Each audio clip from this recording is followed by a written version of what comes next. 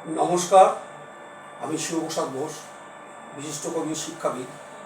আজ আমি স্বরচিত কবিতা ঋতুর প্রভাব পাঠ করে শোনাচ্ছি।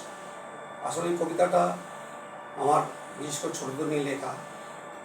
এটা কোন ঋতুতে কোন কোন ফুল ফোটে আমার এই কবিতাটি মনে রাখতে পারলে তাহলে সেটা বলা যাবে। যাই হোক, আমি এই কবিতাটি শুরু করছি। গ্রীষ্মকালে ফোটে ফুল টগর গন্ধরাজ, বর্ষাতে দেখা যায় দোপাটির সাজ, শরতের শিউলিতে হয় শারদিয়া, শীতের সময় ফোটে কাদা ডালিয়া। শরৎ শীতের মাঝে আসে হেমন্ত, বছরের শেষ ঋতু নাম বসন্ত। শিমুল পলাশ ফুল ফোটে এই সময়, হেমন্তে সব ফুল ঘুমিয়ে কাটায়। সবাইকে নমস্কার জানিয়ে সুস্থ এবং ভালো থাকুন।